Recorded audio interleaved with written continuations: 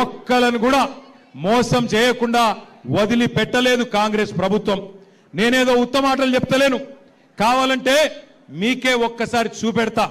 ఏమన్నారు కాంగ్రెస్ వాళ్ళు ఎలక్షన్లకు ముందు? అందుకే ఈ టీవీలన్నీ పెట్టి మీకు కాంగ్రెస్ వాళ్ళ మాటలు చూపెట్టాలనే ఈ టీవీలు పెట్టినాం. ఒక్కసారి టీవీలలో రేవంత్ రెడ్డి ఏమేం చెప్పిండు మాటలు ఎలక్షన్లకు ముందు అది ప్లే చేయాలని చెప్పి మా తమ్ములను కోరుతా ఉన్నా. పెన్షన్ ఎంత వస్తుంది? 2000 వస్తుంది కదా. వచ్చే నెల డిసెంబర్ 9 నాడు 2000 కాదు, ఇందిరమ్మ రాజ్యం వచ్చి నీకు 4000 రూపాయలు పెన్షన్ వస్తుంది. ఎవరు నడుకునే పని లేదు.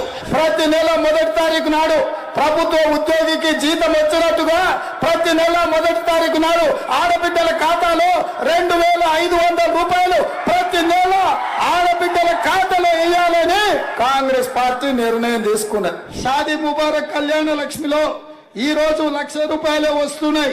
వచ్చే నెల మీరు తీసుకుంటే 1,00,000తో పాటు తులం బంగారం ఆడబిడ్డలకే ఇచ్చి పేదల కోసం ఇందిరమ్మ ఇల్లు కట్టుకోవడానికి, ఇల్లు లేని పేదలకు, పెళ్ళైన ప్రతి వాడికి ఇందిరమ్మ ఇల్లు కట్టుకోవడానికి 5 లక్షల రూపాయలు ఉచితంగా ఇవ్వాలని ఇవాళ కాంగ్రెస్ పార్టీ నిర్ణయం తీసుకున్నది. చూసినరా ఏం చెప్పిండో? చూసినరా? అందరు విన్నరా? 2 ఏళ్ళు అయింది. మరి 4000 పెన్షన్ వచ్చిందా?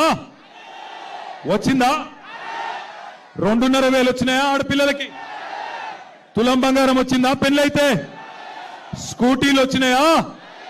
ఇందిరమ్మ ఇండ్లు వచ్చినాయా? హైదరాబాద్ లో ఒక్క ఇటుక పెట్టిండా? ఒక్క కొత్త రోడ్డు కట్టిండా? ఒక్క పనన్న చేసిండా?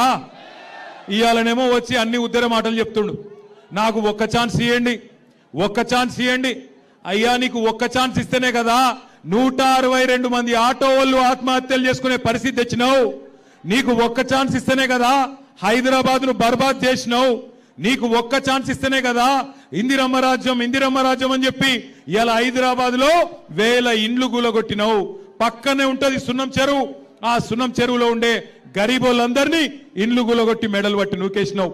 నీకు ఒక్క ఛాన్స్ ఇస్తేనే కదా ఇవాళ రాష్ట్రంలో ఉండే ప్రతి ఆడబిడ్డను మోసం చేసినావు. నీకొక్క ఛాన్స్ ఇస్తేనే కదా ఇవాళ రాష్ట్రంలో ఉండే రైతులు 700 మంది చచ్చిపోయే పరిస్థితి తీసుకొచ్చినావు. నీకొక్క ఛాన్స్ ఇస్తేనే కదా ఇవాళ హైదరాబాద్ లో రియల్ ఎస్టేట్ ఖతం చేసినావు. తెలంగాణ రాష్ట్రాన్ని అట్టడుగు స్థాయికి నంబర్ 1 ఉండే తెలంగాణ కేసీఆర్ ఉన్నప్పుడు ఇవాళ అట్టడుగు స్థాయికి తీసుకొని పోయి 2 ఏళ్లలోనే తెలంగాణ అంటే అట్టర్ ఫ్లాప్ రాష్ట్రం అని చెప్పి ఇవాళ అయ్యేటట్టు చేసిండు.